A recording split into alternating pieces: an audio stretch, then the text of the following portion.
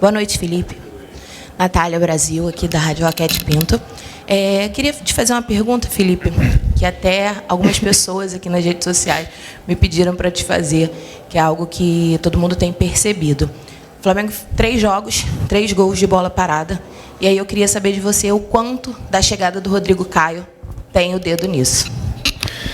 Bom, bola parada é uma das fases do jogo, damos a importância que ela merece, né, porque jogos bloqueados muitas vezes são desbloqueados na bola parada e acreditamos que a chegada do Rodrigo Caio junto com toda a comissão tenha com certeza influenciado muito nessa potência, né? E agora os próprios jogadores acreditam e estão se sentindo poderosos outra vez na bola parada, e isso é importante, que eles gostem, que eles sintam o gosto por isso e que vejam sempre que resolve jogos. Boa noite, Felipe. Léo José do Coluna do Fla. Nesse primeiro contato que você já teve com o Royal e com o Saul, você já tem mais ou menos uma projeção de quando eles vão estar à disposição? E rapidinho sobre o Saul, qual posição que você imagina que ele encaixe melhor no time? Mais pela direita, pela esquerda, centralizado? Bom, falei com os dois.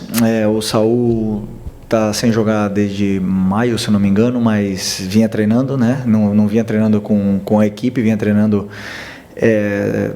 sem bola, no caso, só condicionando. Então ele está condicionado, mas ainda precisa de mais tempo, mais treinos. E o Emerson vinha fazendo a pré-temporada junto com a equipe, né? Então pode ser que a gente possa contar com ele aí um pouco antes, mas eu acredito que sejam os dois rápido, porque estão muito em forma, são jovens e têm essa memória muscular que é importante. Sobre a posição do Saul, vejo ele em todas as posições do meio campo e é um cara que vai somar muita qualidade para a gente, competitividade, é um cara super competitivo. Tem muita chegada na área, tem gol, cabeceia muito bem, além da qualidade técnica individual que é o que fez ele fazer a carreira que ele fez. Então, estamos muito felizes de poder contar com ele aqui. Felipe, boa noite aqui embaixo. Opa. Aonde? Ah, tá, tudo bem. Fernando Silva, pouco tempo você deu uma declaração sobre o Matheus Cunha, que ele seria o goleiro da Copa do Brasil. A gente sabe que ele tem um pré-contrato assinado com o Cruzeiro. Já vai o primeiro jogo da Copa do Brasil quinta-feira. Queria saber se vai manter os seus planos de botar ele para atuar na Copa do Brasil ou se você tem outros planos para ele. Obrigado. Não, eu falei que ele ia jogar contra o Botafogo da Paraíba. Não falei que ele ia ser o goleiro das Copas, né? Falei que ele ia jogar contra o Botafogo. Ainda não decidimos a equipe, mas é uma possibilidade que ele possa jogar, ou também uma possibilidade que o Rossi continue. Isso a gente vai decidir ainda essa semana. Felipe, Raíza Simplício da Gol Brasil e da revista Placar. Eu queria saber como é que está a situação do Nico de la Cruz, né? Ele foi liberado esse final de semana para viajar, ficar lá com a família dele, mas queria entender o que aconteceu exatamente, como é que ele está clinicamente e quais são os seus planos assim para ele. Quando você acha que ele vai estar à disposição? Porque a gente vê no meio-campo, né, tem a questão do Alan, que também teve que fazer um controle de carga, a gente vê o Jorginho também jogando direto 90 minutos, então em determinado momento a gente acredita que você vai precisar do Nico. Bom, o Nico é um jogador agora que está no departamento médico, então quem define os horários e as folgas é o departamento médico, né? Uma pergunta para eles, também o prazo é uma pergunta para o Dr. Sasaki. E do meu caso, da minha parte com o Nico, a única coisa que eu posso dizer é que um jogador extraordinário nos ajudou muito até essa lesão pré-mundial. E até por isso que eu sou super agradecido a ele, porque era um momento onde a gente estava muito delicado, né, da nossa equipe de baixas. Tínhamos uma lesão do Eric, uma lesão do Alan, uma expulsão do Gerson, na qual tínhamos o Everton Araújo e ia ter que improvisar o Varela, e conversei com ele, ele estava realmente no limite e ele foi, né, no sacrifício aquele jogo e acabou tendo essa lesão. Então é um cara que sempre que pode dar tudo que tem pela equipe, e um jogador que se sacrifica, que coloca o próprio corpo a serviço da equipe. Ele vai ter a minha proteção, vai ter o meu carinho sempre. Estou contando os dias para que ele possa voltar, porque ele é muito importante para a gente. Felipe, e Rodrigo Ramos, eu queria falar aqui do jogo coletivo do Flamengo, tendo em vista que o Flamengo hoje é o melhor ataque do Campeonato Brasileiro, a melhor defesa, porém os defensores foram os jogadores que deram as vitórias ao Flamengo. Para você, quão é importante esse jogo coletivo do Flamengo, tendo em vista que os atacantes fazem gol, os zagueiros fazem gol, todos se ajudam mutuamente? Eu não vejo o futebol de outra forma, senão em coletivo, né? Eu sei que muitos esperam que só os atacantes façam gols, ou que... Claro que eu quero ter o artilheiro, eu quero ter os jogadores da frente sempre fazendo gols, mas cada um deles é uma peça da engrenagem, cumprem funções sempre por e para a equipe, né? Isso é sempre em função do que a equipe precisa. E hoje foi o Léo Ortiz que fez o gol, outro dia será outros jogadores. O importante é isso, que a equipe vença. E quando a equipe vence, estão todos felizes, todos comemorando. E aí o reconhecimento individual ele vem do mesmo jeito, mesmo que os atacantes não tenham feito gols, né? Mas eu acredito sempre que vai chegar, e a hora dos atacantes de fazer gols também vai vir. Boa noite, Felipe. Bruna Medeiros, do Disflá. Foi citado aqui já os gols de bola parada, né? E dos últimos 4 gols do Flamengo, 3 foram de bola parada.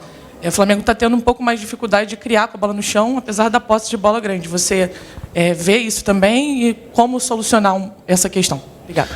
Bom, como eu falei na outra pergunta, a bola parada ela é uma fase do jogo, né? Então é uma forma de criar. Se você tem 8 escanteios, você tem 8 cruzamentos na área de forma perigosa, com jogadores importantes e determinantes na parte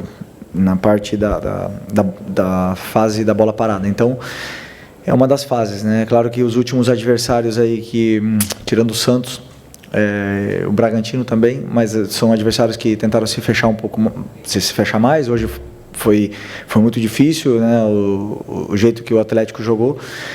E isso, claro, os jogadores sabem que são 90 minutos, que temos que ter paciência, temos que defender bem, e no final das contas o gol pode chegar de várias formas, e aí chegou, e o importante é a vitória. Claro que temos muito a evoluir, melhorar na criação, mas como eu falei, a bola parada tem uma importância muito grande. Não podemos achar que só porque foi de bola parada o time não cria, senão criou muito para gerar todos esses escanteios. Felipe, boa noite. Gabriel Reis, canal Parazul Rubro Negro. Cara, eu não tenho como não falar disso.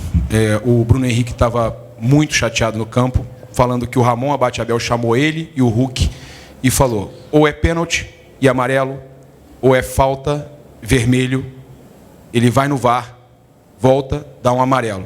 Vimos todos vocês muito chateados. Sei que você não gosta de falar de arbitragem, mas é uma situação que mexia diretamente com liderança de campeonato, um momento que você está com vários jogadores lesionados e que sabem, né, tem a necessidade de tentar abrir, e o Flamengo conseguiu abrir, né? Mas eu queria a sua opinião sobre o que aconteceu, e principalmente pelo caso do Bruno Henrique, que, vivendo a situação que está vivendo, acabou se expondo, né, e criticando, né, a arbitragem, criticando o posicionamento do Ramon Abate-Abel. Melhor não falar. Eu gosto muito do Ramon, é catarinense, e prefiro continuar na minha linha de não falar da arbitragem, porque melhor assim. Vamos deixar assim. Vamos deixar assim. Desculpa. Felipe, aqui, à sua direita, aqui no cantinho. Gustavo, tudo bem? Gustavo. O Felipe, existe hoje um clamor do torcedor do Flamengo, hashtag no Twitter, pela volta do Paquetá. Com os reforços que o Flamengo já conseguiu fazer até aqui, o Paquetá teria espaço no teu time ainda? Primeiro que ele não é um jogador nosso, né? Então é de um clube da Premier League, um dos melhores aí, clubes da Europa. Temos que respeitá-lo, né? Mas o Paquetá tem uma história muito grande aqui, tem um carinho do torcedor, e não tem nenhuma dúvida que o Paquetá tem lugar em qualquer time do mundo. Sempre se acha um lugar para jogadores com essa qualidade. Felipe, boa noite. Queria te perguntar sobre 2 situações do jogo, se alguma delas te surpreendeu. A primeira, não que o Atlético fizesse encaixe individual, que isso já é habitual, mas a forma como esses encaixes foram divididos, assim, que o Fausto Vera fosse quem encaixasse no Plata, que o Coelho saísse da esquerda e fosse dentro junto com o Hulk e Rony para fazer tipo um 3 contra 4 na saída do Flamengo de zagueiros e volantes, se isso foi um fator que de alguma maneira dificultou um pouco o jogo a progredir, e o segundo, que esses encaixes individuais se mantivessem mesmo quando o Atlético defendia muito baixo, muito perto da área dele. Quanto foi difícil entrar numa defesa com esse tipo de perseguição o tempo todo? Para o treinador sempre é diferente, né? Dar soluções quando existem essas perseguições, esses encaixes individuais. Tínhamos um plano, os jogadores que encaixavam, como você falou, mudou, mas não significava nada, porque contávamos que os nossos jogadores de ataque estariam com esses encaixes. Portanto, o que sim aconteceu, que nosso time foi mais vertical do que gostaríamos, não estava tão fino com a bola, e principalmente no começo do jogo, em algumas passagens dos nossos laterais e alguns passes verticais que não era o indicado naquele momento, principalmente com essa defesa homem a homem lá atrás, né? Então geraram contra-ataques. Então nesse momento também optei por não subir tanto com os laterais, porque eles estavam aproveitando muito as subidas dos nossos laterais, e o contra-ataque deles com Rony, Coelho e Hulk, claro que é letal. Então optamos por isso, e as outras vantagens que sabíamos que poderíamos ter não foi aproveitada. Talvez gerou um pouco de ansiedade nos nossos jogadores, mas é uma coisa que podemos corrigir, né? E principalmente o que podemos melhorar enquanto esses encaixes são os ataques do espaço, que com certeza teremos dias agora para poder treinar e preparar melhor. Fechou? Essa, né? Felipe, boa noite. Bruno Castanha, B2 Esporte. Eu ia perguntar exatamente isso, sobre a questão dos encaixes, né, perseguições longas que o Atlético fazia, né, durante o campo. Mas é que você acabou de falar sobre os laterais. Você deixou, né, a largura para os laterais, fazer ultrapassagem, até estava pedindo para aquela bola, né, diagonal para entrar, mas agora você falou que segurou, né, os laterais. Você botou os 2 meias por dentro também. Nesse jogo congestionado, realmente não faltou, de repente, um pouco de largura, né, com os 2 meias por dentro também, muito congestionado com essa marcação do Atlético muito baixa, com vários jogadores jogando baixo? Obrigado. Não, eu acredito que, por exemplo, com esse tipo de encaixe, se você levar até os laterais, acaba formando uma linha de 6, 7, então de repente não é tão positivo, né? No caso de, por exemplo, dar amplitude com pontas, deixaria meu atacante sozinho com 3 na frente. Então são escolhas que eu fui tomando durante o jogo, também não só pensando na fase ofensiva, senão na transição que existia, um contra-ataque perigoso, e o nosso time conseguiu gerar em certos momentos essas situações para levar o time até a área, mas como o teu companheiro bem falou, os encaixes eles existem até na área, né? Mas isso vai muito daí da individualidade do jogador, da imposição técnica que ele tenha sobre o adversário que esteja defendendo ele. E como eu falei, talvez não tenha sido o nosso melhor dia tecnicamente, mas foi o meu plano enquanto a esse tipo de marcação. Outras equipes também fazem, optamos por planos diferentes, mas também tem que ver os jogadores que estão disponíveis sempre para poder montar com as características que a equipe precisa. Felipe, boa noite. Boa noite. Pensando agora no próximo jogo, os 4 confrontos que envolvem apenas os times da Série A nas oitavas da Copa do Brasil, eles têm uma coisa em comum, que são confrontos de times que disputaram o Mundial de Clubes contra times que descansaram, aproveitaram esse período aqui no Brasil para fazer uma espécie de pré-temporada. Você já tem enfrentado isso nessas últimas rodadas aí do Brasileiro, mas você acha que isso pode ser determinante? Quem pode levar a vantagem nisso? Um time que disputou o Mundial, continuou com o ritmo de jogo, vem com a moral levantada, ou um time que chega mais descansado? Você acha que isso pode fazer diferença? Sinceramente, eu acredito que o futebol, a moral, como você falou, ela é dia a dia, semana a semana, né? Se você perde um jogo, a moral baixa, o jogador perde confiança, e isso é jogo a jogo. Até mesmo, às vezes, os jogadores eles sentem essas mudanças nos treinos, né? Então, não acredito que o Mundial tenha influência. O que sim, a forma que jogamos o Mundial e que tentamos chegar o mais longe possível, nos deu confiança internamente no que está sendo feito, no modelo, a gente pôde se comparar com os grandes, e isso os jogadores, sem nenhuma dúvida, sentem mais poderosos, entre aspas, né, quando a gente faz jogos desse calibre. Mas não acredito que os times que jogaram o Mundial vão ter alguma vantagem ou vice-versa, né, sobre os times da Copa. Oi, Felipe aqui, David Sharp, tudo bem? Parabéns pela vitória, pela liderança, pela retomada da liderança. Eu vou te perguntar sobre posse de bola, porque o Flamengo vem sempre tendo mais de 60% de posse de bola nos seus jogos. Mas hoje, de novo, assim como no último jogo com o Bragantino, o coeficiente de gols esperados do Atlético Mineiro foi maior, foi 1,12 contra 0,82. Ou seja, o Atlético Mineiro teve chances, né? Mesmo com uma posse de bola muito inferior. Aí eu te pergunto, às vezes não seria mais interessante diversificar esse modelo de jogo, com menos posse de bola, com um time mais vertical, talvez mais arriscando um pouco mais, para que tenha menos posse de bola, mas seja mais contundente, como o Sampaoli falou, e até sobre o modelo de jogo mesmo, como a gente está falando aqui, se você quiser comentar o que falou o Alcaraz agora, nessa entrevista que ele deu. Primeiro, sobre a verticalidade. Hoje meu time foi extremamente vertical e perdemos bolas e geramos esse coeficiente negativo ou positivo para o Atlético Mineiro, contra-ataques. Então, não quer dizer que você, com bola verticalizando, vai ter... Depende muito da qualidade técnica, da qualidade individual defensiva do adversário, da qualidade coletiva do adversário em defender também, e vai gerar dificuldades. Cada time tem uma forma de defender e nem sempre é fácil entrar. É um time super qualificado e ainda por cima está fazendo contratações ainda que vão potencializar ainda mais essa equipe. É uma equipe muito forte e não é fácil entrar. Não é fácil entrar. Agora, vamos pensar, vamos jogar sem a bola, dar a bola para o adversário e ficar em bloco baixo? Aí eu queria ver se as perguntas estariam sendo dessa maneira aqui.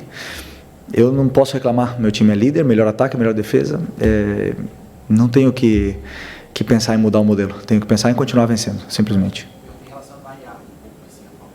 Mas nós variamos, hoje jogamos com 2 atacantes, como o teu companheiro falou, com as pontas por dentro, laterais passaram, depois pararam de passar, depois entrou o Wallace, e aí as variações elas existem, muitas vezes jogamos com 3, jogamos com 2, está aí, as variações estão aí.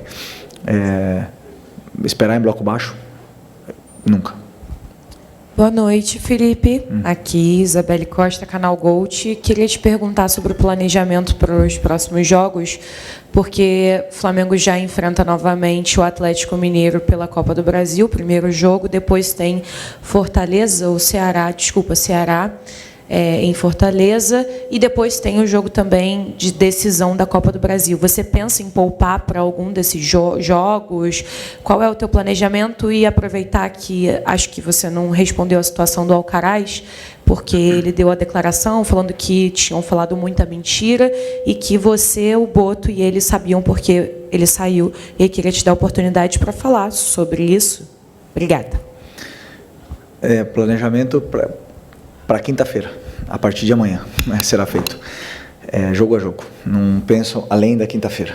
Temos que vencer com as melhores peças que temos esse jogo da Copa e depois, domingo, será outro jogo. Sobre o Alcaraz eu falei já. Eu falei depois do título da Supercopa do Brasil, falei toda a situação, absolutamente tudo. É um menino que eu tenho um homem, né, que eu tenho um carinho gigantesco, foi campeão do meu lado e já falei tudo, é só vocês reverem a entrevista e ali tá tudo o que eu penso sobre essa situação e ele sabe que tudo, o carinho que eu tenho por ele, aliás, nós falamos e é um menino muito especial na qual eu desejo o melhor e absolutamente agradecido por tudo. Felipe, aqui, boa noite. Felipe, na última quarta-feira você falou sobre a união do elenco, que é um elenco muito unido. E a gente vê, fazendo uma análise desses últimos 2 jogos do Pedro, a gente vê o Pedro com um comportamento diferente. O Pedro voltando para marcar, o Pedro roubando bola, o Pedro sendo muito mais participativo. Apesar de não ter feito gols em nenhum dos 2 jogos, a gente vê um outro Pedro. Inclusive, saiu uma matéria que ele bateu o recorde da carreira, assim, em índices, durante a partida contra o Red Bull Bragantino. Eu queria saber de você o quanto a união desse grupo te ajudou a trazer esse jogador de volta, um jogador que é importante, um jogador que teve mais gols aí durante muitos campeonatos brasileiros, um artilheiro nato. Queria saber de você isso assim e o quanto essa mudança de comportamento dele tem te ajudado como uma opção também para os jogos. Obrigado.